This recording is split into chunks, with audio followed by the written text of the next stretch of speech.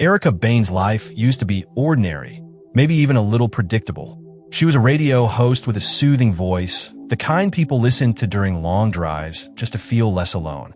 Her fiancé, David Kamani, was a doctor, the kind of man who carried himself with quiet confidence and calm logic. One evening, they took their dog out for a walk in the park, something they often did to unwind. The city hummed in the background, but in their little bubble, it was just them, their laughter, and the dog chasing after a ball. David threw it, and it rolled off into a dark tunnel at the edge of the path. They kept talking, distracted, not noticing right away that the dog hadn't returned. When it hit them, they started calling out, voices echoing through the park, hearts skipping as distant barking answered back. They spotted the dog, but before they could feel relief, 3 men emerged from the shadows. One of them had a camera, already recording, and it was obvious they weren't there for friendly conversation. David stood tall, asking them to return the dog, try to keep his cool. But the leader sneered, mocking his calm tone, and then shoved Erica so hard she slammed against the cold concrete wall. She gasped in pain, stunned, and before David could react, the others were on him. They tried to rob him, fists flying, boots kicking, merciless blows raining down. He fought back, desperate to protect Erica, but he was outnumbered. Erica tried to crawl away, her head pounding, but one of the men grabbed her again and threw her aside. The attack was fast and brutal, leaving her barely conscious and David bleeding on the ground. When help finally came, Erica was rushed to the hospital in critical condition. Her body had shut down from the trauma, and she slipped into a coma. While she lay unconscious, life outside continued without her. Detectives Mercer and Vigilante were at the hospital, but for a completely different case. They had been called in on what seemed like a suicide, but suspicions were swirling. They interviewed the victim's child upstairs, trying to tread gently, when suddenly the girl's stepfather, a sharp-eyed man named Morrow, barged in demanding to take her home. Mercer cut him off cold. He told Morrow he couldn't leave with her and suggested he get himself a lawyer instead. Something about the man stank of guilt, and Mercer wasn't about to let a possible witness vanish under his watch. Weeks crawled by before Erica finally woke. Coming out of a coma felt like being dropped into a world she didn't recognize. Her body was weak, her mind foggy. When David's mother came to see her, Erica reached out, desperate for news. That's when she learned the devastating truth: David hadn't survived. His funeral had been weeks ago while she was still unconscious. The weight of it crushed her, and she wept. Soon after, the police came to ask her about the night of the attack, but she struggled to speak. Her memories of that night burned too deeply, and each question reopened the wounds. She gave them what little she could, but it wasn't much. Eventually, she was discharged, sent home with her grief and her scars. Back in her apartment, she locked herself inside like the outside world had become an enemy. She couldn't step past the door without shaking, so she stayed in, blinds drawn, silence pressing in. Days turned into weeks until finally she decided she couldn't hide forever. Forcing herself out, she went down to the street and made her way to the police station. She wanted answers, maybe even justice. But when she arrived, all she got was a runaround. An officer at the desk told her to wait, but minutes ticked by and she realized he was giving the same empty line to everyone who walked in. It was a script, not help. Frustration boiled up inside her, and she left, deciding that if the system wasn't going to protect her, she would protect herself. That led her to a gun shop. She walked in, asking to buy a weapon on the spot, but the clerk explained she'd need a permit, and that meant waiting 30 long days. Erica didn't have 30 days. She didn't have 30 hours. She was tired of being afraid. Hearing her desperation, a man in the shop leaned close and offered her another option. For $1,000, he could get her one right away, no questions asked. She followed him through the market into a shadowy back alley, where he pulled out a pistol and placed it in her hands. A quick crash course on how it worked, a box of bullets tossed in, and the deal was done. Erica left, clutching the gun like a lifeline. That night, she stopped at a corner store to pick up snacks. The bell over the door jingled as she entered, but the moment was shattered when a furious man barged in behind her. He shouted at the clerk, accusing her of neglecting his child, and before anyone could blink, he pulled the trigger and killed her. Erica ducked into an aisle, heart pounding. She thought she might escape, but then at the worst possible moment, her phone rang. The shrill tone cut through the store like a flare.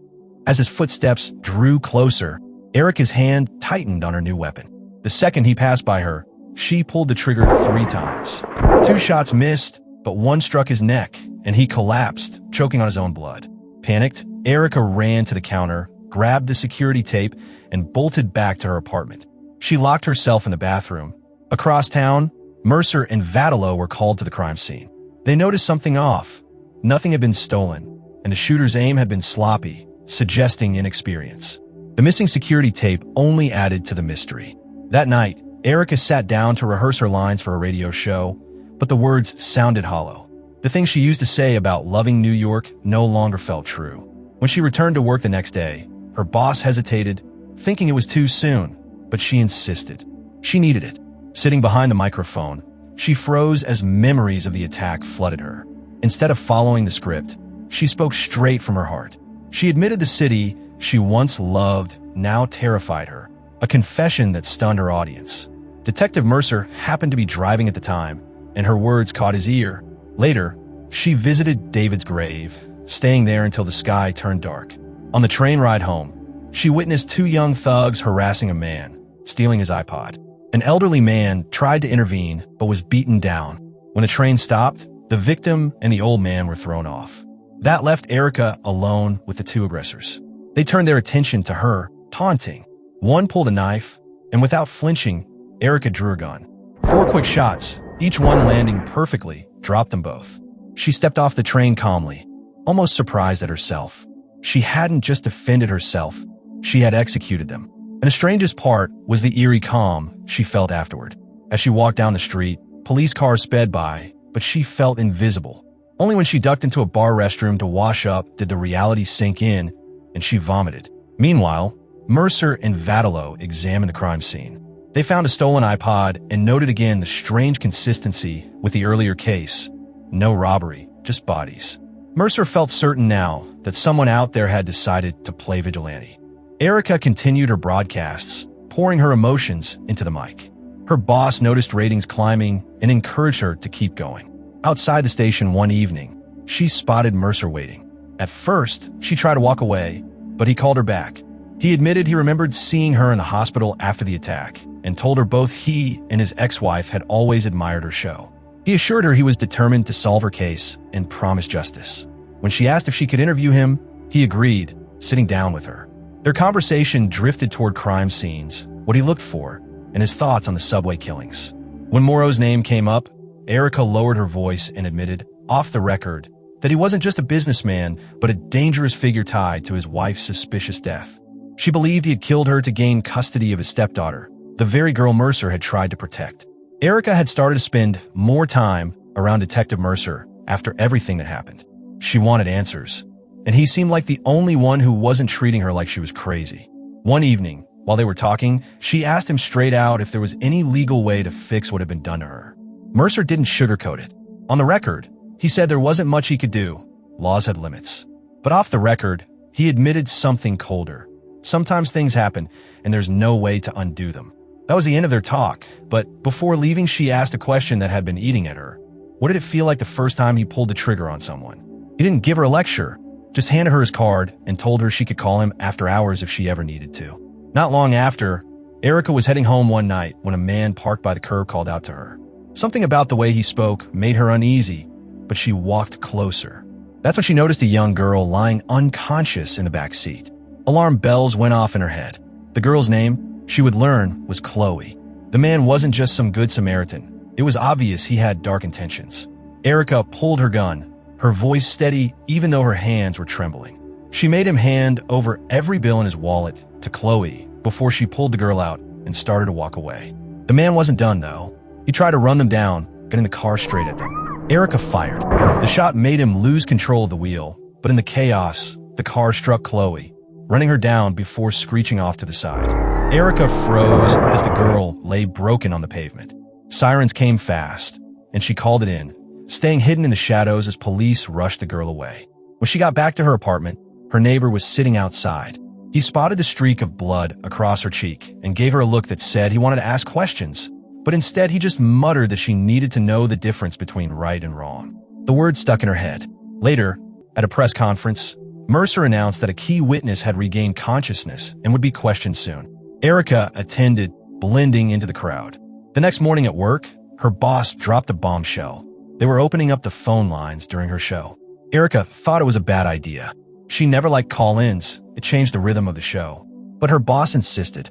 So, reluctantly, she went on air and started taking calls. To her surprise, most people wanted to talk about the vigilante. Some praised whoever was out there cleaning up the streets. A few even pretended they were the vigilante themselves. Each word made Erica's chest heavier. The guilt grew too big, and when her shift ended, she walked out intending to turn herself in at the police station. But standing there at the doors, she lost her nerve and walked away. Instead, she called Mercer, hoping for some clarity, only to realize she had been lured to the very building owned by Morrow, the same man Mercer had warned her about.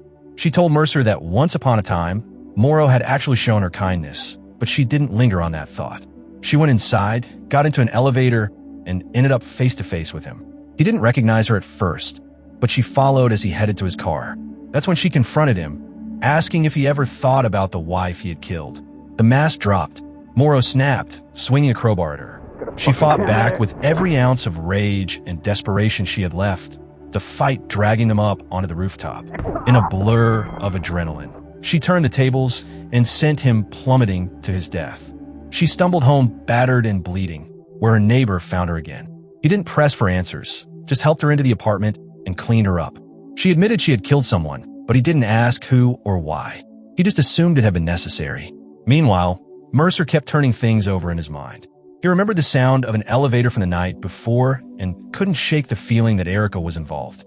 Soon after, Mercer invited her to the hospital where Chloe had been admitted. Erica walked into the room nervously, pulse racing. The girl recognized her instantly. Mercer asked what Chloe remembered from that night, but Chloe, staring straight at Erica, claimed she hadn't seen anyone. It was a lie, but one that saved Erica in that moment. Outside the room, Mercer asked Erica why she had called him the night before and where she had gone, but Erica brushed it off, saying she had been in bed. He didn't buy it. The detectives later tracked down the owner of the iPod from the subway incident, but the boy wasn't helpful. He said the only people he remembered seeing were an old man and a woman. When they tried to make a sketch of the suspect, the result looked like a celebrity. Mercer rolled his eyes, saying it happened all the time. Back at her apartment, Erica was surprised by a knock on the door. It was Mercer, holding a ring. He explained that a suspect's girlfriend had been caught trying upon it. He asked Erica to come down to the station and identify someone in a lineup. She resisted, afraid of what might happen, but finally gave in. At the lineup, she saw one of the men who had attacked her. She recognized him instantly, but denied it out loud, pretending she didn't know him. As she left, Mercer caught up with her at the elevator and convinced her to grab dinner with him. Over food, he told her about Morrow, about how he himself had been attacked, and about a new female suspect. Then he leaned closer and told Erica the truth. She herself was on his list. If he had to, he'd take her down, no matter what connection they shared. The warning sent a chill through her. Erica left the dinner even more determined. She wanted revenge, and she wasn't going to let Mercer or anyone else stop her. She started asking around at pawn shops, trying to find the woman who had pawned her ring. Meanwhile, Mercer called in a favor and had a friend trace Erica's phone. The results showed exactly what he feared. On the night Morrow died, Erica's phone had been pinging from inside Morrow's building. Erica finally tracked down the right pawn shop. Slipping cash into the owner's hand, she pressured him into revealing the woman's whereabouts. With the lead in hand, she followed the trail, called the woman's phone to confirm she had the right person, and shadowed her to her apartment. When she confronted the woman about the ring, she refused to answer, saying she had seen what Erica was capable of and didn't want the same fate. Crushed, Erica left. Hours later, though, her phone buzzed with a message from the woman. An apology. Attached was an address and, worse, a video. The clip showed the attack, and watching it broke Erica apart all over again. Tears streaming down her face, she sent Mercer a message, a goodbye, along with the video. He read it and immediately rushed out, knowing she was about to do something final. By then, Erica had already arrived at the building. She crept through an alley and spotted a group of men. One of them was holding her dog. Rage boiled up inside her. She raised her gun and fired, killing him on the spot. The others scattered in panic. She hid in the shadows, waited for one to pass, and shot him in the back. Only one man remained, the one who had murdered David. He attacked her from behind, hands crushing around her throat. Erica fought, but he was stronger. Just when she thought she was about to black out, Mercer burst onto the scene. The fight turned into chaos. Erica managed to grab a gun, aiming it squarely at the man. Mercer shouted for her to stop, trying to pull her back from the edge, but her rage was louder than his voice. Mercer surprised her by handing over his own gun, telling her to make the choice herself. Without hesitation, she pulled the trigger. The man dropped dead. Erica stood shaking, the gun heavy in her hand. She expected Mercer to slap cuffs on her, to call her a murderer. Instead, he told her to shoot him in the arm. It would give him an excuse, a cover story, a way to keep her safe. Confused but desperate, she did as he asked. He winced as the bullet tore through his flesh, then handed her back the weapon. He told her to leave, to take her dog, and to disappear. They exchanged a quiet goodbye before backup arrived. Mercer, bleeding, was taken away in an ambulance. Erica slipped into the night, her dog at her side, carrying both her grief and her freedom.